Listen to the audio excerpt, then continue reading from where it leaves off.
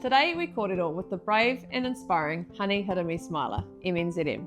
Honey has represented Aotearoa in 4 different codes and is a multiple world champion. She is a wife, a mum, a Nan-Nan. She's an ambassador for the TimeOut charity, a TV presenter, the Kaiāwhina at Hospice Waikato, and a board member for New Zealand Rugby League. We kōrero about growing up in Putaruru surrounded by whānau, domestic violence, and unpacking the trauma. Te Whare Tapa Whā, and how each of those pillars supports us when we're feeling imbalanced. How belonging, trust, and hard work are key in high-performance teams. The importance of trust, curiosity, and open-mindedness in hard conversations. Navigating grief, the conversations, the unpredictability, and the isolation that silence can lead to. And the vulnerability and importance of stepping into a year-long full immersion Te Reo Māori course. Let's get into it. Morena, Honey, thank you so much for being here in the Good Day Matrix studio today. It's an absolute honour to have you here. So thank you very much. We always start with a wellbeing card. And it's more for us to ask better questions of not just, hey, how you going? Good, good, good, cool, and then just walk away. Cool. So we do this with our whānau and we do it with different teams. So running the gauntlet.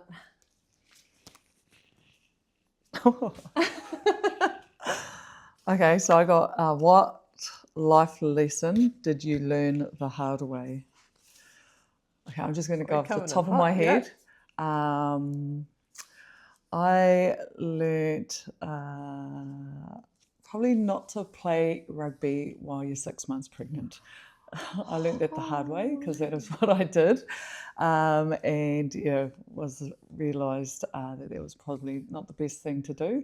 I was concussed in my last game, so I decided to hang up the boots. Full well knowing I was pregnant, didn't realise how far along pregnant I was. Got my first scan and midwife appointment the week after being knocked out, and realised how far along I was. Almost 24 weeks. So that was the lesson that I learned. Don't do that.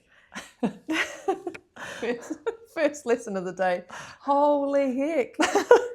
That's outstanding, honey.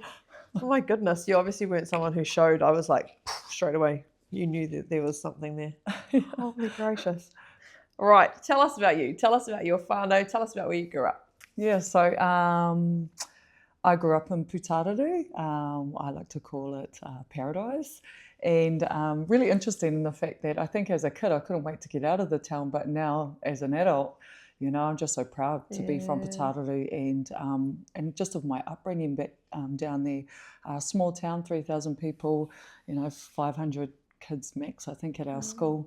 And I grew up, I've got 2 older sisters, my dad's daughters, and 2 younger brothers. And I suppose a 3rd younger brother who's our whāngai cousin as well. So I sort of sit in the middle as a middle child, but the eldest of my mum and dad's children. I loved our upbringing, being in a small town. It was mostly me and my brother at home with my mum and dad. And my younger brother, he was adopted out, and then for a short while we also whāngai and a younger cousin as well. So my mum was one of 11 children, and most of her siblings all lived in Putaruru with our, in and around our grandparents. So my grandparents had a lot to do with my upbringing as well, and all my, what it felt like was hundreds of cousins. And we all kind of grew up as siblings as well. So we all sort of schooled together, spent a lot of time as whānau together, spent a lot of time out at the marae and just doing a lot of whānau things. My dad is one of 5 children, and he had some of his siblings that we grew up with in Putaruru as well. So my grandfather went to World War II, and he was Scottish and Irish. Yeah. And he was around for, I think it was up in my high school years. Wow. And then lived quite closely to us as well. So it was quite cool. Yeah. He was my only Pākehā grandparent. So that was always cool to sort of be raised with him. We called him Granddad. We had a good upbringing. We didn't have a lot, we were sort of well, my parents worked really hard, both hard-working parents, sort of labouring jobs and things like that. And yeah, we did well. We did okay, you know. We sort of live off the bare basics. But you know, I think what made our upbringing, I suppose, so important was we had a lot of love in our family. We definitely had some hard times as well. There was probably, I think through my upbringing, there was a lot of domestic violence in our family. And so going through some of those hard times was pretty rough, and probably struggled with that a little bit as a kid and into my teenage years. But you know, outside of that, there was still a lot of love, and it was kind of just only what we knew back home. So yeah. Yeah. The domestic violence is a really interesting. World War II is really interesting too, because I'm really keen to see how your granddad talked about it, or if he talked about it. But around domestic violence, because I'm a teacher by trade in my other previous life, and I've worked with so many children who have been part of those environments. For anyone who might be listening to this, who might be facing that kind of space, or for an adult who's grown through that maybe, do you have anything that you would say to them in terms of how to talk about it, or what supports are out there, or anything like that? Yeah, I suppose for me, like, I didn't talk about it for a really long time, and it's actually only since releasing my book last year that I started to, I started to talk about it and remember a lot of it, and actually how I remembered it. You know, was interesting to, I suppose, maybe cross-reference that with my siblings, specifically my younger brother, as well as, you know, my dad, who, you know, could be portrayed as I suppose, the bad person in my story in terms of that domestic violence. A lot of it for us was driven in and around alcohol. You know, I always, you know, say that, you know, we had the most loving home Monday to Thursday, but as soon as the weekend come along, and, you know, we were always, you know, involved in sport, growing up in the local league club and all the likes. And so, you know, alcohol, whatever came with the social side of sport came alcohol, and then the domestic violence was always happening late at night. So I think I carried a lot of trauma with that as a kid, but didn't really speak about it until, you know, as an adult, and actually didn't realise how angry I was about it, and also reflected back on how maybe that's why some of the challenges I went through as a teenager. I was a really, really angry teenager. You know, I was a town bully. You know, I used violence a lot. And that, you know, was probably a reflection of, you know, some of those, you know, really tough situations that I was raised in. So it is really hard as a kid to process that. And, you know, for me, it was like trying to understand the two people that I love the most, and, you know, and then being stuck in that environment, and trying to understand that. But also, I think as an adult now, I was really adamant around ensuring that I didn't, you know, have that kind of lifestyle for my children. And so I was really, really prominent in that. But also, I think there's a level of forgiveness in there as well. You know, we only knew what we knew back then, and for me, I always thought that I had just squashed it right down and stopped talking about it, so I didn't ever had to deal with it until I had to start talking about it and dealing with it. And so it actually forced, say, like for instance, me and my dad to have those conversations in and around, you know, what was it, you know, that I remembered, and how did he perceive it, and things like that. And so I thought that was really healing for me to be able to actually finally talk about it and bring those, I suppose, those compressed feelings to the surface and actually deal with them. And brave, you know, like, I don't know, a lot of people, we regress to the, like me, I go to my 12-year-old self. It sounds really silly, but when I'm in challenging situations, because I used to be bullied hard out, but I then became a bully almost to be protective of myself. And then I was super shy. I was really just not confident in myself at all. And when I get into challenging situations now as an adult, I'll still bounce back to 12-year-old Darren-y, like trying to figure out what have I done wrong, you know. And I feel like that when I've worked with children from domestic violence homes, it's that same stuff, that they, as soon as there's that challenge or that thing that happens, you can see them go into that ball of what they'll do in those situations, and it's devastating. And I just think it's such an important thing to talk about, but it's also, it's so important for people to address, even if it is later in life, and just go, okay, I did put a lid on it for a long time, and it's going to boil over one way or another, so let's start just easing it off and start having to have conversations about it, because it'll change, it's changed the lives of your children because of what you've done to make a difference, change the narrative. Yeah, exactly.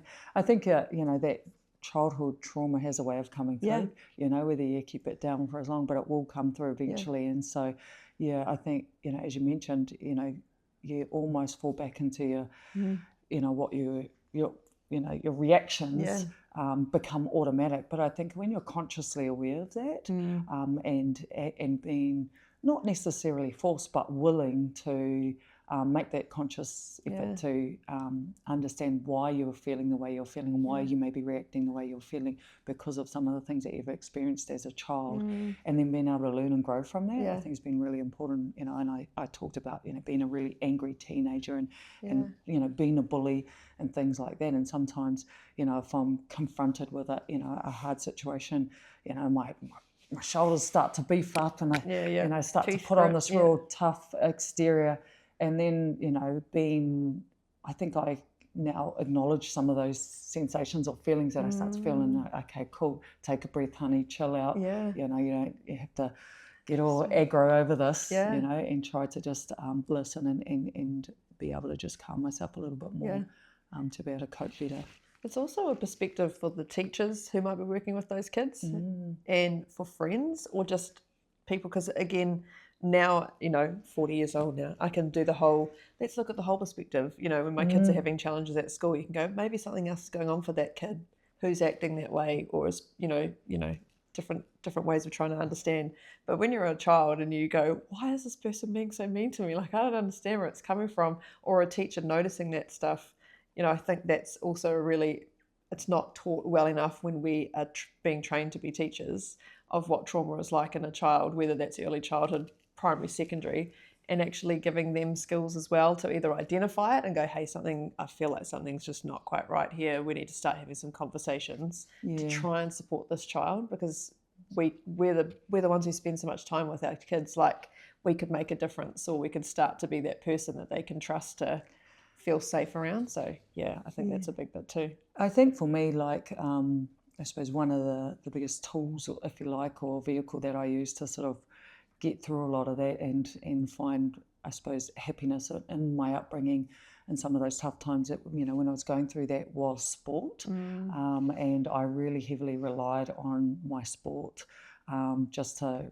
bring me, joy and enjoyment and happiness and friends and a sense of belonging, safety and all of that kind of stuff. And obviously I chose a contact sport. I chose rugby league from the age of 5 years old.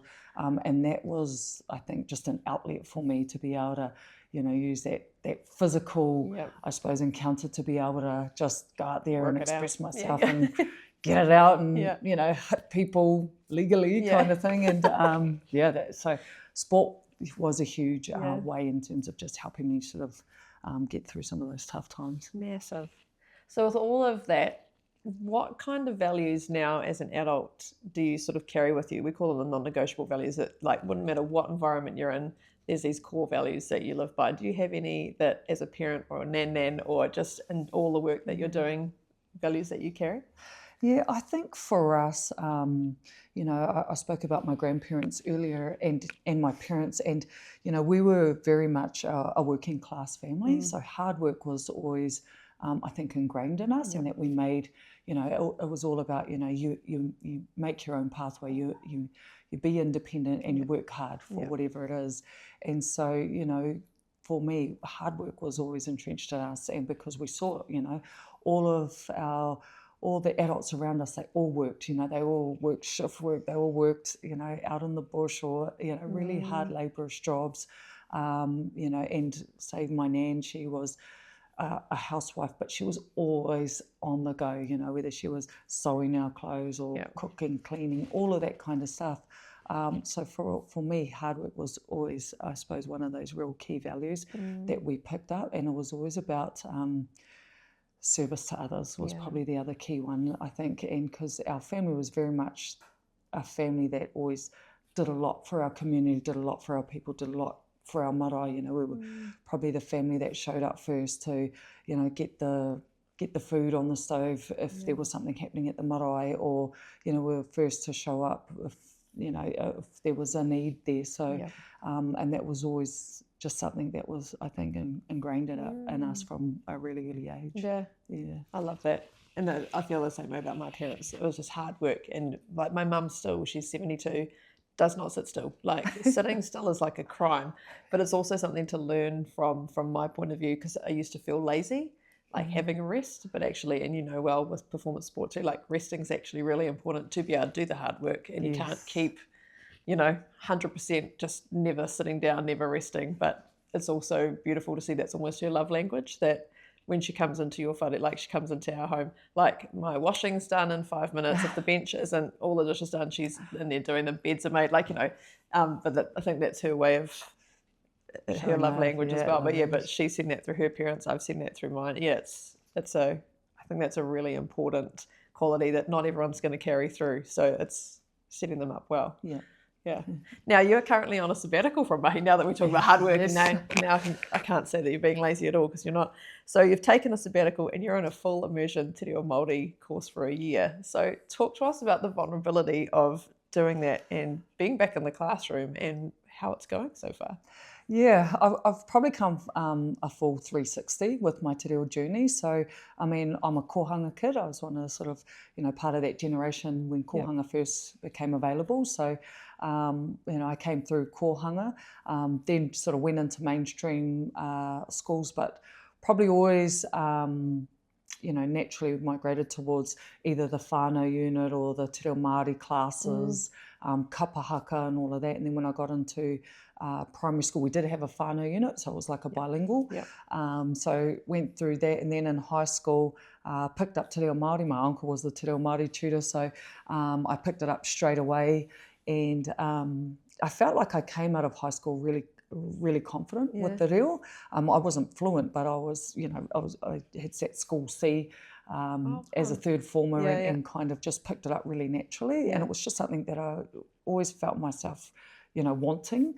But often heard, you know, that my grandparents were part of that generation that were strapped if they spoke Māori.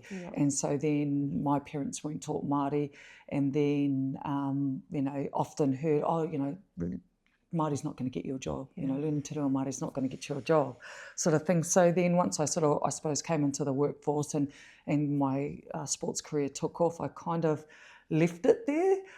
Was always sort of confident in using sort of the basic te reo Māori, and, you know, I was always confident with waiata and karakia and things like that. But yeah, then I just kind of didn't pursue it. I was confident to do my pepeha and things like that. But yeah, I always said when I retired from sport that would be my priority, was to go back and fully be immersed in the reo.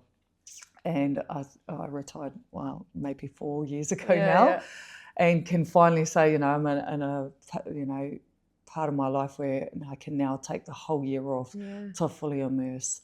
And it's been a full-on first term. I love it. I'm at Waikato University, and just being in and around the reo, and not just the reo, you get so much more than just learning the language. It's like you're fully immersed back into our Māori, and I love that. But you definitely, you know, you talk about vulnerabilities, being able to, you really got to put yourself out there, and just accept that you are on that learning journey. I think what's really important for me is that I'm not comparing myself to anybody else's journey, and that also that I've got to have the confidence to kōrero as much as possible. So it's almost like we've got like a compulsory hour at home now, where, you know, my wife and I, where we only can speak te reo Māori, and we've tried different things. We've done different courses along the way and online and things like that. But now being able to fully commit, you know, 9 to 3 every day, Monday to Friday, I can see how much already that I've gained in the first term, and then obviously, being able to commit the rest of the year to it. I'm excited for it, nervous, excited, but not putting any kind of expectations or boundaries on myself with the journey as well. Like, I know even at the end of the year, I don't expect to be this fluent Te Reo Māori speaker, but I know, that I'll get a good core foundation, and it'll still be the start of my journey, and I can just continue on from there. Yeah, and then you get to decide what the next of that part is. Yeah, 100%. Yeah. Well done, honey.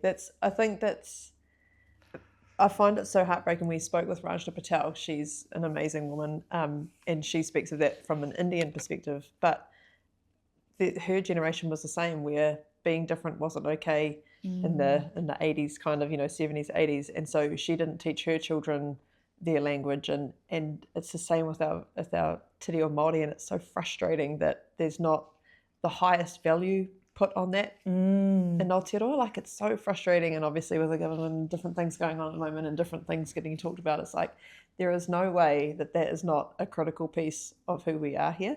And so I'm so proud. Like, it's so awesome, and every time I hear someone, even like Sheree learning Samoan, it's just so important, because that's your roots, that's part of who you are, and if you can take the time to do it, the strength that comes from those foundations, I think, is just unquestionable. So I'm very, very, I'm very proud of everybody. Now, you've represented Aotearoa in 4 different codes, and multiple world champion. I just think you're amazing. That's why I started my words, because I'm just so excited to be here. But trailblazer, and you've been part of really amazing teams and some amazing cultures, and I'm imagining some challenging cultures as well, because not every team is, fabulous all the time. What are some of the elements that make a team culture really strong? What are some of the things that you've seen that really made them be the best teams, or most high performing, or most functional, effective teams that you've been part of? Yeah, I think back in my earlier days, and so even in my rookie year, being part of the Kiwi Ferns team, and I think first and foremost was what drew me back to wanting to not just wear the black jersey and represent my country, was actually that sense of belonging, and that, when I came in as a new player, I was just welcomed in, sort of by the older players, and it just made me feel like, I belong there, and it was like, oh, now I've got this new family, and it felt like a real genuine sisterhood, like people genuinely cared about you. You were all bought into what your purpose was to be there, and we were there to win first and foremost, to win World Cups, so we all, I think that was the key, is that when you all bought into the collective goal of what you were there to do and what you wanted to achieve, it helped you to build that sense of belonging. It helped you to build that trust within the team. But also it gave you the edge, because then you knew you had to work hard to re-earn your spot back in that team, and know that you had earned the right to be there, and that you had to consistently perform at your best. So it made you want to be a better person, to be a better athlete, to be a better teammate, and to be part of that sisterhood, solely because of that. And I think that's what's always attracted me to team sports, was, that camaraderie. But it's like you're always looking for that sense of belonging and that base. So I thought that was always key for me. In every team and different environments that I've been with, we've always sort of, I suppose, had, depending on, I suppose, whatever competition and tournament you've got coming up that year, there's always something, in terms of your team values or your theme for that year or for that team or for whatever campaign you're on. And I always thought that was really important for me, because your purpose changed every year. Your goal might have been, could always be different every year as well, but it was always about what value am I going to add to this team this year, And so you knew what your strengths were, you knew what your weaknesses were, and how could you build on your weaknesses, but also how could you keep tuning into your strengths as well. And so I always was really keen in and around setting those core values for your team, and what they were for that year, and also how did I add value to those, or how did I first interpret those team values, and then how did I add to them, kind of thing. And so, as an example, we had our New Zealand Sevens team, and we were working towards the Olympics, and we had this theme of the honey badger, and I took to it straight away because it was honey badger. Had no idea what the honey badger was. And anyway, it was themed in and around this animal, was David the honey Galbraith badger. involved in this? Yes, he was. As soon as you hear honey badger, you know that's DG. Absolutely. So we got introduced to this honey badger, and it was all around us. Obviously around just having no fear, right? And it was all about getting back up, take no prisoners. And it was, I suppose it was because we were this new team wanting to win the Olympics, first time Rugby Sevens been in the Olympics.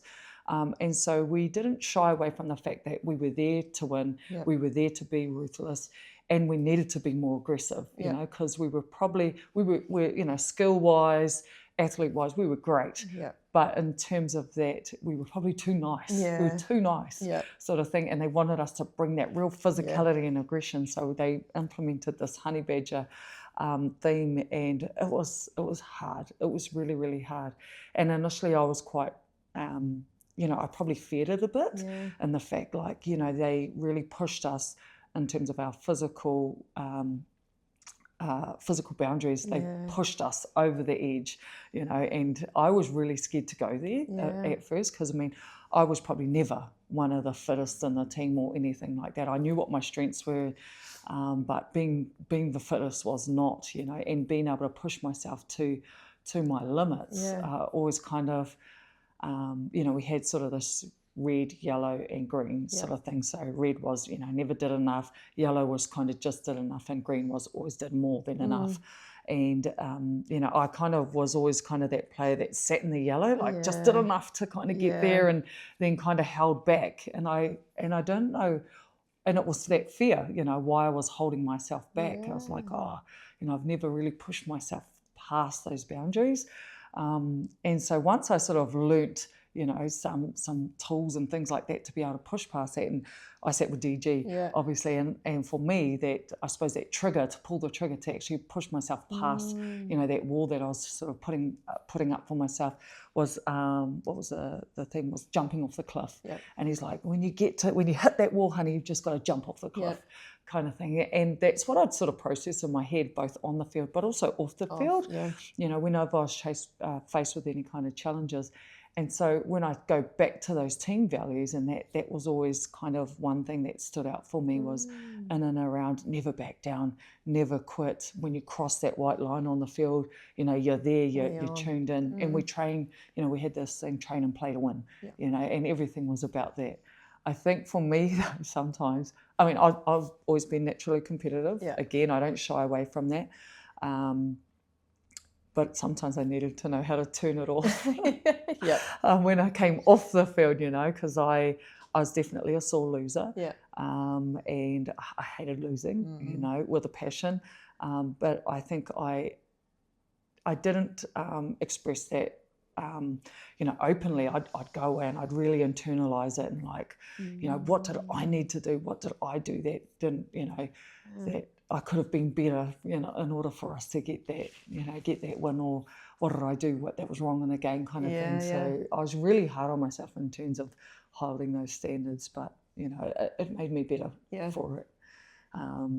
So I think I took a lot away from a lot of those values, but it was always really important for me, in and around that camaraderie, that trust, and then just pushing yourself to absolute limits and building that resilience. I reckon that trust is like your base foundation of any crew, eh? Like being able to, and honey badger always makes me laugh. Obviously, we know DG well around here, but like the ability to have a conversation that's going to feel uncomfortable, I might call out some bad behaviour or like a lack of performance or whatever, but I'm not doing that because I don't like you, and I'm not doing it because I've let it fester for 6 weeks and now I'm going to tell you you've annoyed me.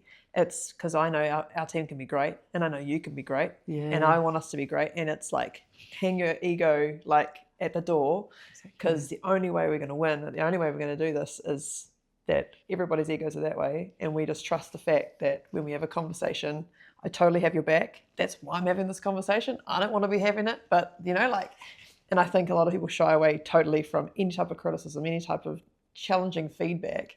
And it's really cool to hear that, you had to push yourself past that fear and go, right, well, because that's showing up in all elements, right? To go, right, what does this situation need of me? Here we go. Like jumping off the cliff and I'm coming. Yeah, 100%. Yeah. And I always sort of chased that feedback, I always wanted, I think, I was always sort of like pestering, my coaching team, always asking the why. Why am I not getting named? Why, how can I be in the starting team? All of that kind of stuff. I always asked those questions because I was always searching for how could I be better, or what did I need to do to be better in your mind, so that I could be in that team kind of thing.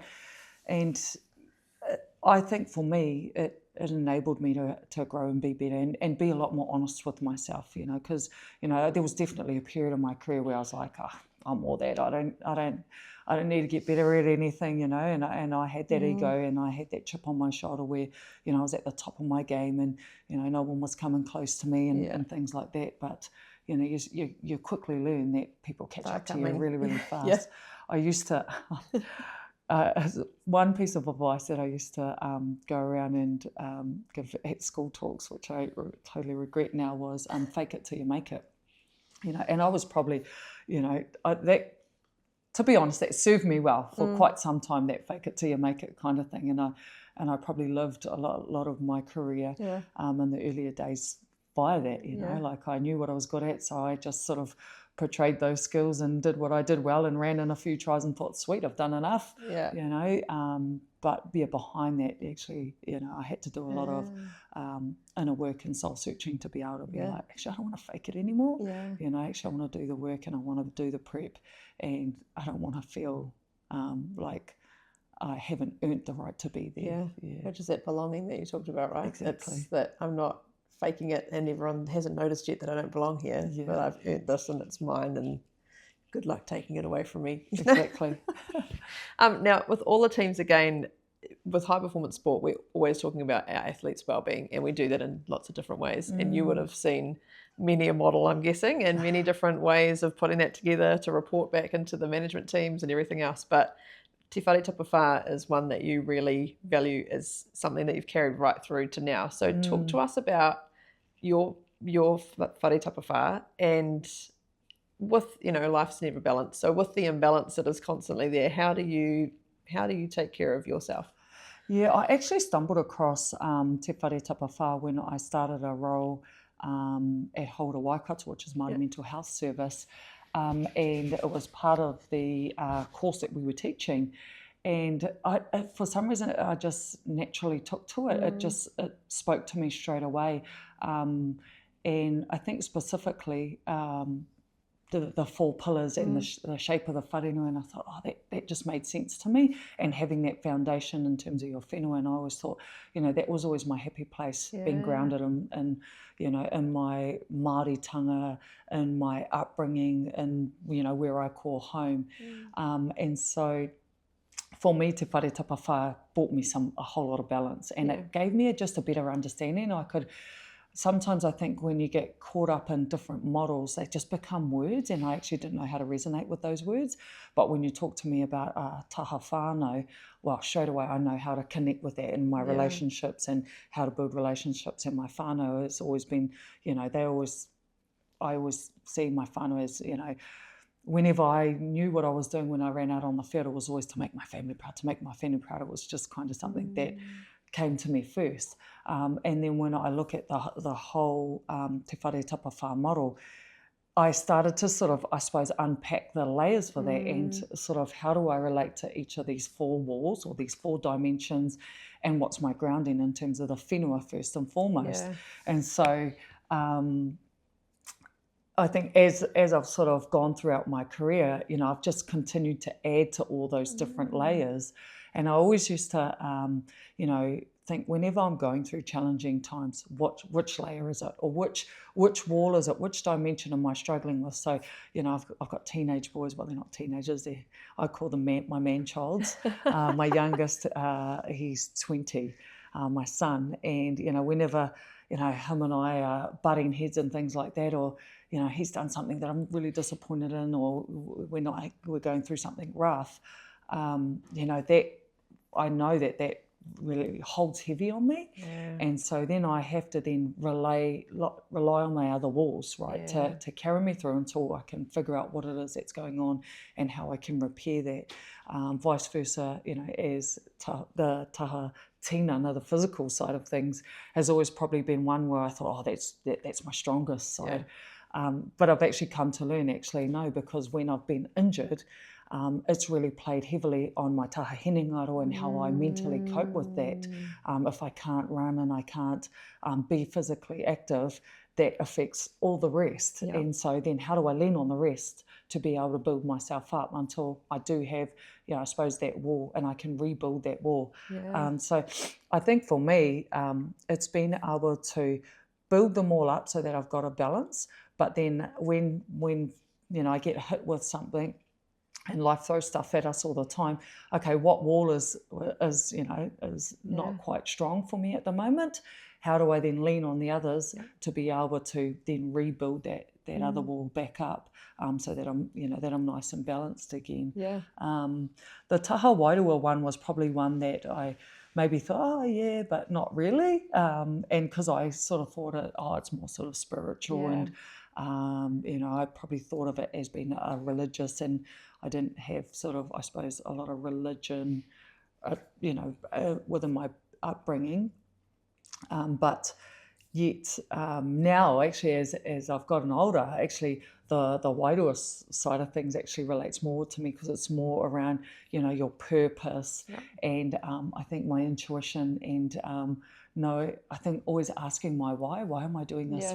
And it's been really interesting how I kind of lean more towards one in different, I suppose, cycles of my life, and how I've been able to build up all of those. And I suppose I now rely a lot heavily on, I suppose, that foundation of my whenua, and then my wairuatanga now, and especially going through now my te reo journey and all of that as well. So it's been a model that I think I've been able to use in all different facets of my life, and on all the different hats that I'm wearing.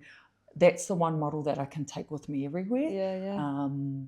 So that's kind of one I think that'll stay with me for a really long time. I love that you talked about wairua, because we run wellbeing workshops in different organisations, and whenever we talk about Te Whare Tapa Whā and we talk about wairua, that's the first thing that we get challenged on. But I'm not religious, I'm not spiritual. And we're like, no, it's more than that. It's exactly right. It's purpose, it's all of those things. And it's also things that you just love doing, that you can almost go into flow, where you just, time loses all, reading a book, riding a bike, sitting beside the sea, like whatever, there's all those different things that just fill the bucket or the cup, to the point where, as my daughter says, the stars come out the top. Like when you fill your bucket that much, stars come out. And it's those kind of things as well. And people just, if you haven't gone and sort of worked on it for yourself and read and tried to understand it for yourself, which brings me nicely into the next question of, we're running at a super fast pace constantly, and you have a lot on, which we will talk about as we go through, but you have a lot on. So making that time to actually check in with yourself when you feel a little bit wobbly, or, I think that's something that we don't do. Most people don't go, actually, I was a bit sharp with that person when I talked to them. I wonder what's going on. So how do you consciously make time for that? Or how do you do those sort of more on a fitness checks, I guess I'd call it, for want of a better word? I like that. And I think, I reflect back on that taha wairua side. And for me, I think as I've done a lot more work unpacking, I suppose that po, for me, is in and around my belief systems, and being able to, I suppose, really dig deep as to what is it that I, what are my belief systems and whatever I'm being faced with. And so, and you have to take the time. You have to take the time to understand what is it. Why am I thinking the way I'm thinking, and why am I acting the way I'm acting? Why am I feeling what I'm feeling? And it all falls back down to what are my belief systems in and around this challenge or whatever it is you're going through. So I've got to give myself that time, and I probably didn't do a really good job of it as an athlete, you know, because you're just constantly on the go, and you've got this bigger purpose, and you think that that's kind of what your thing. But now I suppose as a retired athlete, you've got a bit more time on your hands, although you seem to not really. Yeah. But I think it's even more important to really dig into that and give yourself time. And so for me, I just actually like to take myself away. I love, for some reason, being by water. I don't necessarily like the cold or being in the water, but I love being, you know, on the shoreline of the river or the beach or the lake or anything like that. Because for me, that's just finding being in the elements is really important for me. Yeah. And if I can't be next to the water, then I want to be in nature. Yeah. I want to be out on climbing a mountain, you know, because then it's speaking to me in terms of getting out in the open and just being in and amongst nature, and then just taking that time. I love sitting on mountain cliffs and just taking that time to think. I love sitting next to the water. I go home, I sit next to my awa, which is the Waiho River, Blue Spring, better known as, and just being able to sit there and take the time for me as to, okay, where am I at now? I also use the water quite a lot to cleanse myself as well. So, I mean, the Blue Spring is like instant brain freeze when you jump in. But, you know, I grew up in that water, and the fact that, you know, I whakapapa back to that water too, I find it as a real good way to cleanse myself, especially, you know, when I'm feeling really heavy or I'm going through stuff, or when I've got really bad injuries. Getting in that water, for me, it just it cleanses me, I think, you know, both internally and externally. So it's a really important process that I go through. And so I know when I'm carrying some really heavy stuff, you know, my papa would always say to me, go to the water, you know what to do, sort of thing. So I'll go back there, I'll karakia for myself, and then I'll get in the water and do that. So that has to be some of the clearest water I've ever seen in Blue Springs. My goodness, it's beautiful. It's beautiful. But cold. Are there any pillars, honey, that you struggle with? I probably have to look back on the hinengaro and the emotions and mindset as well, because I think for me, you know, I'm always on a journey to live a lot more authentically, and I've got to start with me.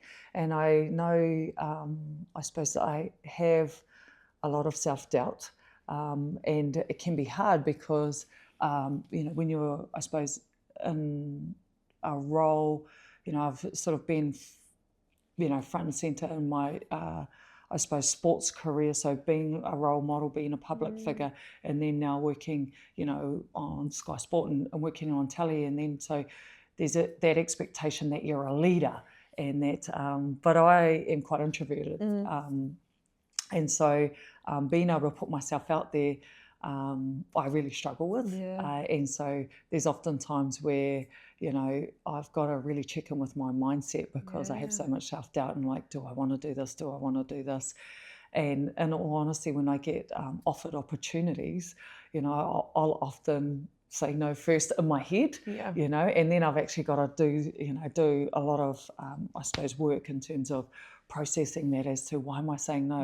Am I saying no because it's the right thing to do, or am I saying no because I'm worried? So for me, it's always been a bit of a process, I think, in terms of just having that confidence and that self-belief to be able to say, I can do it. Yeah, absolutely. Go do it, honey. It's going to open more doors for you, and put yourself out there.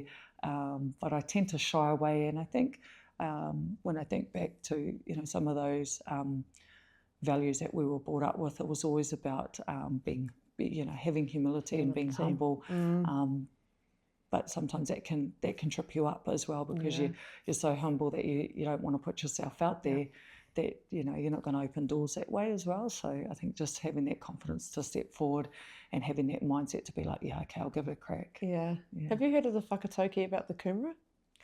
Yes. Where it doesn't talk about its sweetness? Yes. We had a player years ago that was being inducted into our team, and her whānau were talking to us about who she is, and, you know, as she did the dress presentation, and they said this is the whakatauki that we think of when we see her, because she was this little humble, well, she's a unit, she was huge, but she just was so like introverted and shy and didn't think she was anything to anybody kind of thing. And they spoke about, you know, how Kumara never speaks about the sweetness, and how, yeah, it was just really, really special I often think of that when I hear the self-doubt and the humility and how we've all been brought up to, you know, tall poppy syndrome and stuff like, don't praise yourself too much, don't be too big, you know, the hammer's going to drop soon and you'll be out of the team, and then, you know, then what are you going to do kind of thing. But actually be really proud, and I think it's going to be comforting almost for some people who are listening to this to be like, wow, even someone who's done everything that you've done still has that self-doubt mindset, because we all do. That naggy person that lives rent-free in our brain.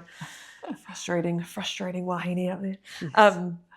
Now, over your high-performance career, you've had some injuries, but you've also had some whānau commitments that have made you sort of come out of environments and then transition back in. So we often talk about those transitions, you know, how we bring people into environments, but also how we exit them and do that well. And then if they have been away for sickness and come back, how we then reintegrate them in is a really important part of being a team, but also how we take care of the whole human that's coming back, because they have a lot on. So can you talk to us about any of those sort of transition times that you've been in and what's been really helpful for you in those times? Yeah, right. I suppose one example would be, you know, I was probably at the peak of my career when my mum became unwell, and I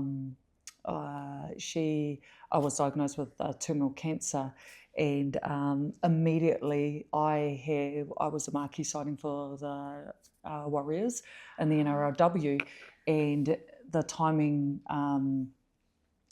was exactly the same timing as when my mum got sick, and there was no way that I was going to leave my mum's side. And so I had to make the decision to, you know, really step out of the NRLW and the Warriors environment to be able to care for my mum. And that was a really hard decision. And although I trained as hard as I could for that opportunity to possibly go and, you know, get a game for the Warriors, it didn't pan out that way. But I think for me at the time I did not want to miss a day, a moment at all with my mum, and I never wanted to live with any regret of the fact that, you know, I went and did my sport over, you know, having that time with my mum. And so that, I think, I was always really grateful, one, to the Warriors, to my teammates, to the whole rugby league and all my sporting community who were, I think, really compassionate and empathised with, you know, what I was going through. My mum died, you know, she died quite quickly with her illness, and then I was sort of immediately within, you know, a week,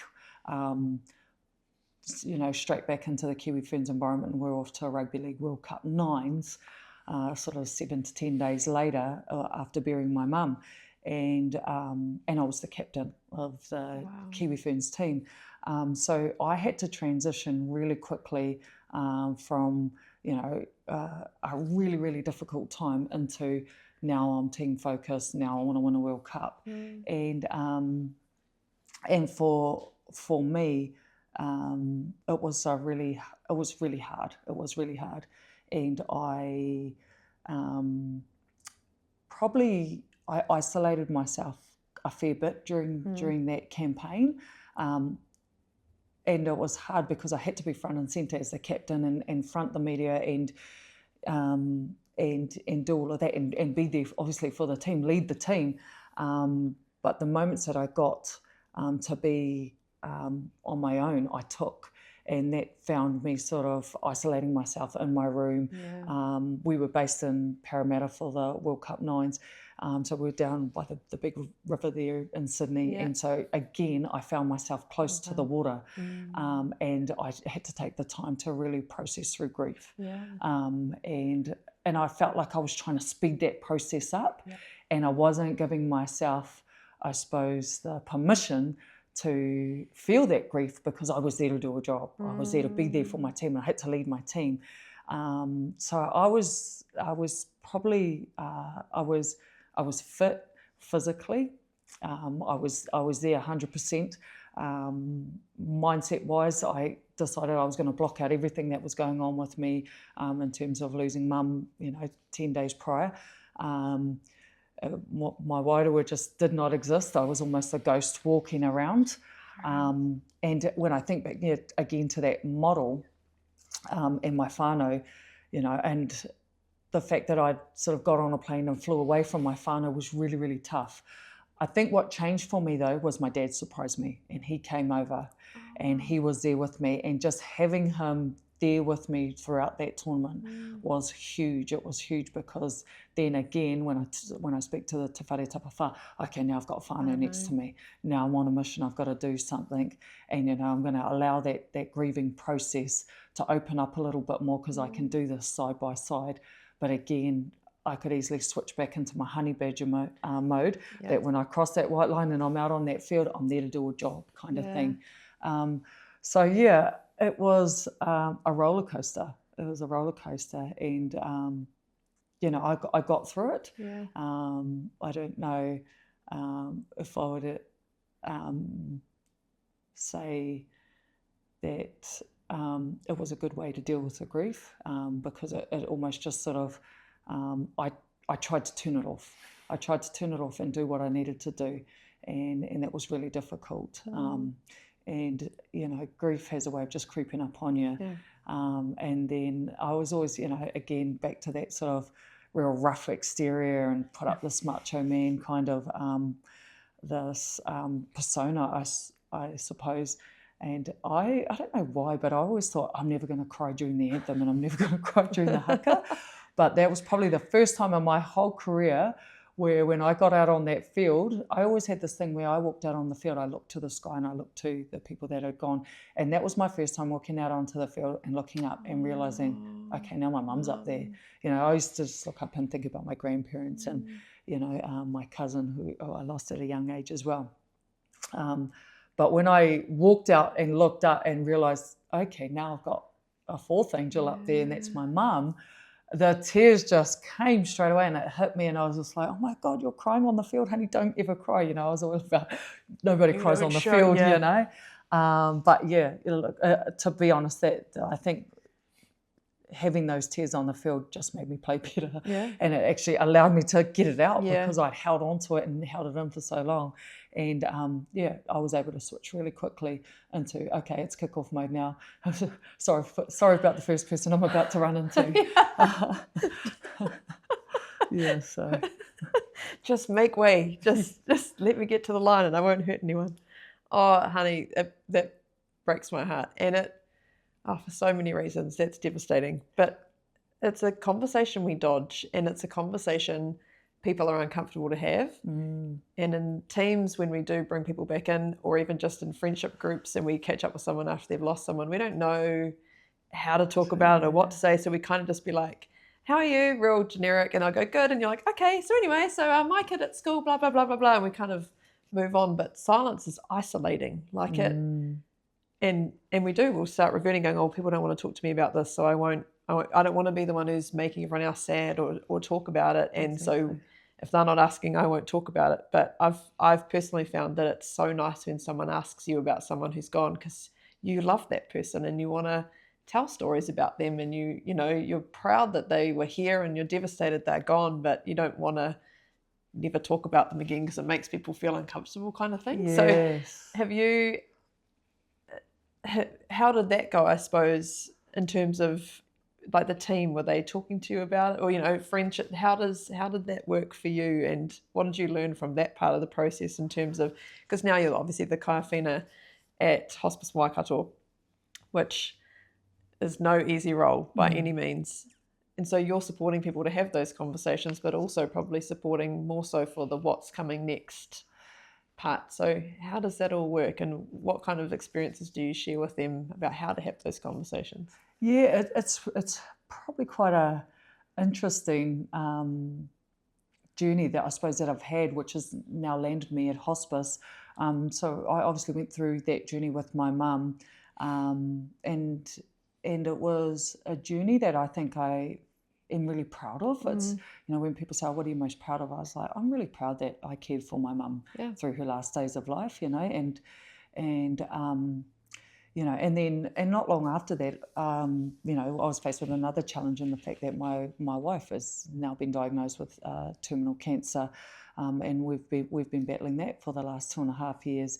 And so again, those conversations, and you feel it as people don't want to ask about it. Yeah. They're like, or I get that, how's your wife doing? Kind of thing. It's like, yeah, she's going okay, thank you, kind of thing, and you kind of brush over it. And actually, my wife, being, I suppose, a palliative patient, is what actually, again, led me to hospice and that role, and being able to be there as a support person for families going through those, I think is such a privileged position to be in. I walk, side by side with families who are going through a very similar journey that I'm living at the moment. And I think for me, it's so healing for the family members, for the patients, to have someone to have those conversations with, because you're right, people don't know how to have those conversations. And I think what I've learnt, especially being at hospice, is that just normalising those conversations in and around death and dying, because ultimately it comes for all of us, and we never know when. But I think it's really important to unpack, how we actually feel about death and dying. What are our belief systems in terms of what does happen to us? Do we fear it? And unpack those, because I think it helps you on that journey if and when you're faced with it. For me, though, is I'm really conscious about not comparing my journey, say with my mum or with my wife, with other people's journeys, and ensuring that this is their journey, and how do they see it, and what's important. I think the question that I always ask all the families that I work with is, what's important for you right now? What means most to you right now? And it's I think if the more people that we can have those conversations with and plan, I think is really important. I think planning for those times of our life. We think that we don't need to do that until we're 60 plus or 70 plus or 80 plus, or we get sick or something like that. But actually, I think that they're conversations that I want to have now with my 20-year-old. My 20-year-old sons and things like that. I want to have those conversations with them now, so that they can normalise those conversations and that they can be prepared, because it's just something that people fear and don't want to talk about, but they should be talking about it. And being honest with children about it too. Like, literally, my daughter the other day sat at the kitchen bench with me and said, "You'll never die, eh, Mum?" And I was like, "No, I will one day." And she welled up with tears immediately. And I was like, "Well, I will. And unfortunately, you will too. And it's one of those things that I'm not going to tell you I'm not going anywhere, because one day I will." And I don't think that probably my parents would have talked to me like that way, like, "Oh, you're okay," and kind of just brushed it off. But it is important that it's just honest. And we're not trying to, put anything into the shadows, I guess, and just shine a light on that this is going to be a thing. But I mean, I never talk about it in terms of my parents, like, so what do you want? And we do need to have those talks, actually. It's a good thing to talk about. Absolutely. I encourage everybody to go and have those conversations, and specifically for Māori, because when you think of death and dying for Māori, for some people, for Māori, a lot of people will say that that's tapu, and that if you talk about that's quite sacred, and you're going to bring, death will come earlier and things like that. And for other people's belief systems, that's not necessarily what they believe in as well. But I think I have these conversations. I've gone to my dad and said to him, what do you want to happen? What do you think's going to happen? And how would you like to be cared for if if you ever got sick and things like that? Because you want to do what's best for them. And I think having those conversations and being prepared and knowing what your loved ones want is really important, because it's a way in which you can show them love and serve them. So yeah, I love that. For anyone who's supporting, so the support crew to the support crew, if you know what I mean. So they're not the husband or the wife, but they're sort of that next tier back who are trying to be supportive, and there's only so much baking we can do, or frozen meals we can deliver. What kind of things can they be doing to be the best support to that next tier and be there? Like I talk about showing up, like show up, do something. Like don't just say we're here if you need, like do something, because often you don't know how to ask for what you need in that situation. You're just overwhelmed. So what advice would you give them? Yeah, I think it's more about reaching out, just reaching out, and it may not be always with actions, and sometimes it's just words. Sometimes it's just it can be just showing up randomly. Any kind of acts of kindness. I think if you're led through empathy and compassion, then you are going about it the right way. But I think it's really hard, because a lot of people will just ignore, and they don't know what to say, so they say nothing. Quite often, when you know that someone's unwell, or they're going through a real difficult time, or they're going through an illness, people will shy away from that and ask about everything else but that. And actually, sometimes it's just being honest, saying, how are you coping? How are you feeling? And asking just those real honest questions, because I think it's better to just be authentic in your interaction versus saying, just let me know if you need anything, kind of thing, because I think people will, you don't want to put pressure on people, so I don't know, I always think just that genuine reaching out and authentically your offers of support or help can be received however the receiver wants to take it in, and that you've put that offer out there, and you can just be okay with that. I think we, as humans, we kind of think, we need to do more, we need to do more, we need to do more. But sometimes actually we don't need to do more. True. Yeah, we just actually need to chill and just allow them to guide us in how we can show up for them. So, and also, I've got to now follow up. So I'm imagining you standing there with tears coming down your eyes and that national anthem. Grief does it's sadness, like it just gets you, like it might be a song on the radio that makes you think of that person, like there's those moments where it catches you off guard.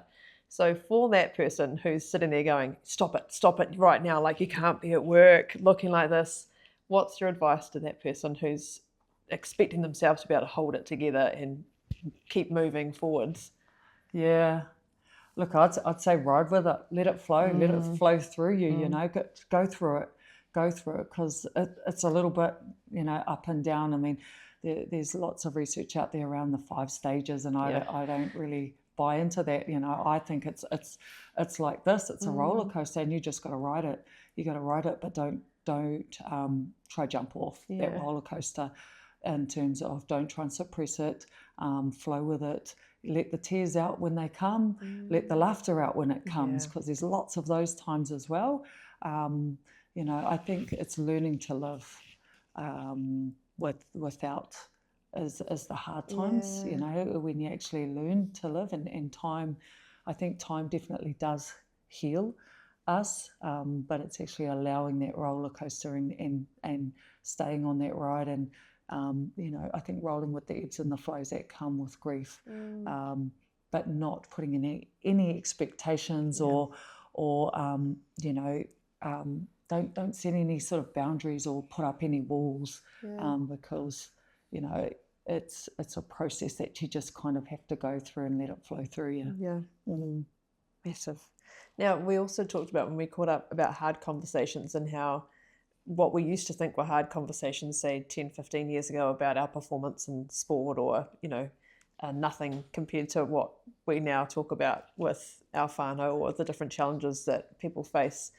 Do you have any way that you prepare yourself, not just for the health conversations, but just challenging conversations in general? Do you have ways that you prepare yourself to effectively make sure that everybody gets out of that conversation what everybody needs, if you know what I mean? Yeah. It's, to be honest, I try to go in with a real open book. You know, I don't like going in with, I suppose, some predetermined outcomes. You know, because then I feel like if you go in with predetermined outcomes that you've got, you know, locked into your head, then you're not going to hear, you know, what others have to say. So I think first and foremost is actually going in and hearing and actively listening, and then reinforcing that, you know, am I hearing this right? I think it's so important. I think when we know we've got to have a hard conversation, we go in and we preload. You know, you're like, okay, well, this is what I'm going to say, and this is what I'm expecting to get out of it. And I mean, there's obviously some prep that you need to do, but you also have to go in with a massive open mind. You know, that actually, how can I ensure that, you know, we're going to that I'm hearing everybody's outcomes. So you know, that if I need to summarise or take some takeaways from it, that I've heard everybody's point of view. So I try to, as much as possible, listen for what I'm, I suppose, almost listen for what's underneath the words as well. What's the emotion underneath the word? What's the behaviours that you're sort of seeing, and then try to sort of relay that back so that I'm interpreting it and I'm understanding and I'm hearing it right.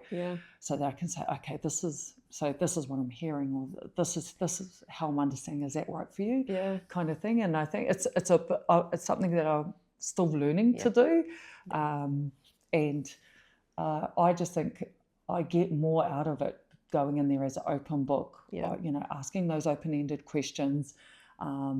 Having a bit of a plan of what I think may be the outcome, but also being open to being like, actually, you know, what I went in with is completely flipped, and now these are now the outcomes as agreed with. You know, if it's a two-way conversation or a whānau, you know, group hui or whatever it might be. It's holding things lightly, like, so you can make a statement, but be prepared to change if you're taught that that's wrong. You know, like when you know better, do better kind of thing, but staying curious and going, oh, actually, I hadn't thought about it that way, or there's a piece of information I didn't even have. Now I understand. Of course, we'd go down that path. You know, like what? Of course, you'd believe that. You know, just holding things, being strong in an approach, but then holding that lightly enough to be happy to be like, I was wrong, or cool. Let's give it a nudge and see what happens. Yeah, and I think that's key to, you know, being open-minded is acknowledging, oh, actually, I got that wrong. Actually, actually, I've changed my mind. You know, I've changed my perspective on that now. Kind of thing. And I think that when you go in with that kind of open mind and that willingness to listen and learn, you actually grow and learn yourself as well. So it's like, oh, cool. And yet younger me, no, like you're steadfast. I have put my flag here. It's my way or the highway. I'm going to argue the hell out of it. And even though you know you're wrong, you're like, well, I can't back off this now, so I'm just going to have to hold strong. Exactly. The things we've learned in age. Now, you're on boards, you're on TV, you have a public profile, you're part of hospice, you're a mum, you're a Nan-Nan, you are so many things. You're in so many different environments and you have lots of different hats on. How do you manage all of that in terms of the public profile, almost taking hat off to go home, and how do you manage all of those transitions among your spaces with all of the hats that you wear? I try to morph into a different version of Honey all the time, but to be honest, I don't. I actually just show up as me in every single environment that I'm in, and that's, you know, I talk about putting on this hat and that hat for the, you know, if I'm walking into a boardroom, or if I'm walking into being Nan, I just try. It's not about actually changing the hat; it's actually just being me in all those different environments. Obviously, all those different environments come with their own different set of pressures. And I know that I'm really conscious of the different spaces that I'm in and the different pressures that they bring, and ensuring that I've checked in with myself and what I'm walking into, and which honey needs to show up for me, and that's, I suppose, certain space, and but also ensuring that that honey that's showing up for that space is still the genuine honey, and that keeps me grounded, and you know, knowing who I am and what I'm there for, and always again checking into what's my why am I there. Am I there for the right reasons?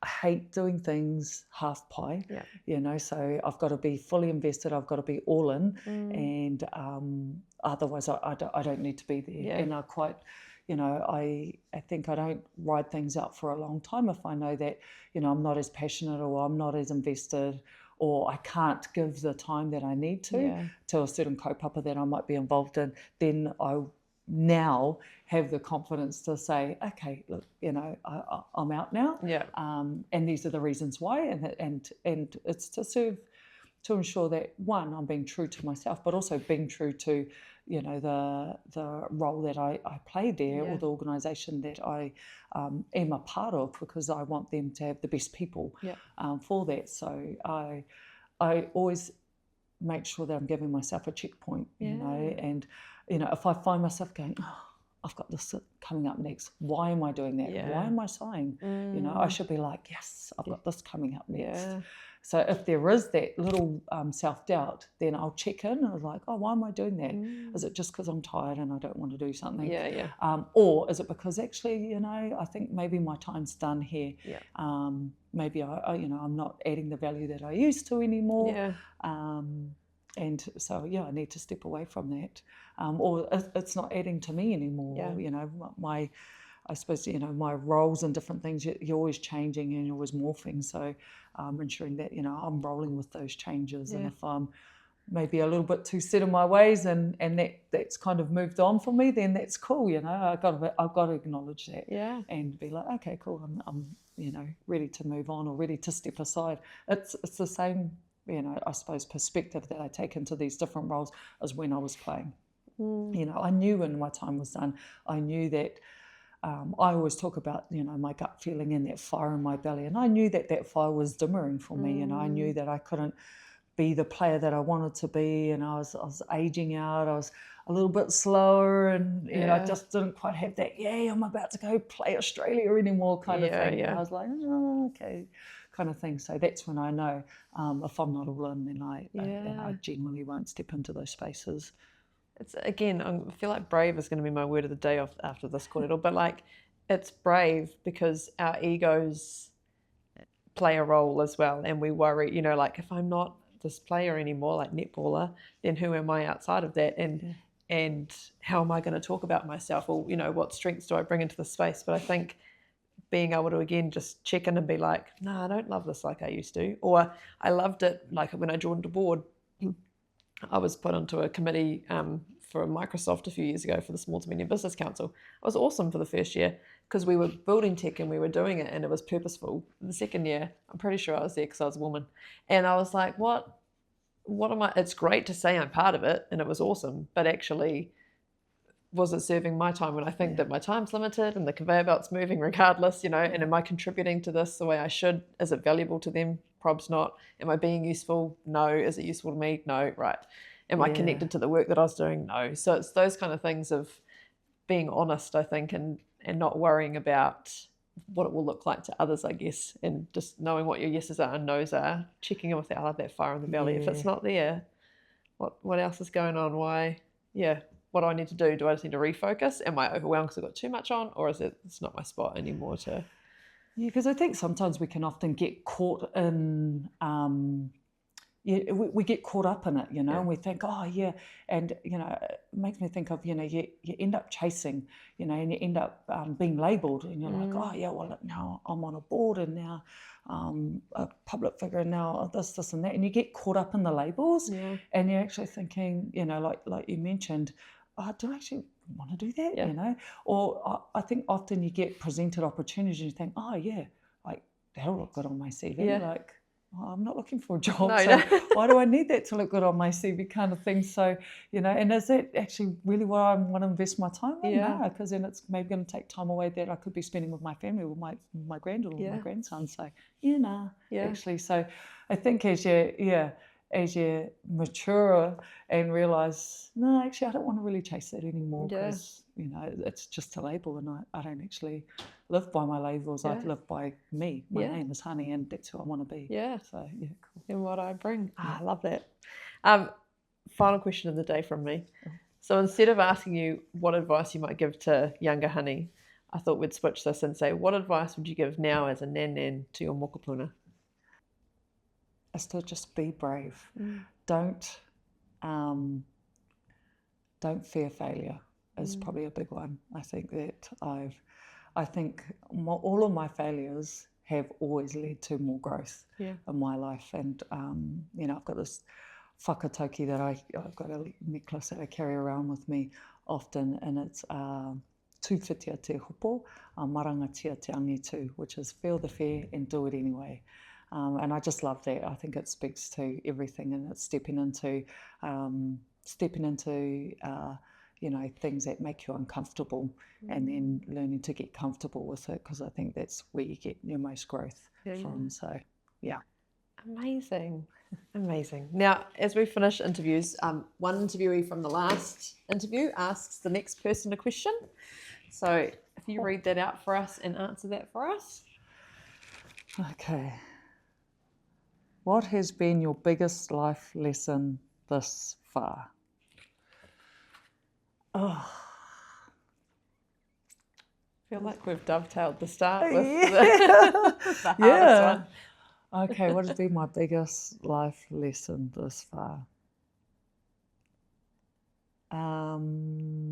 Gosh, that's a good one. I think being a mum.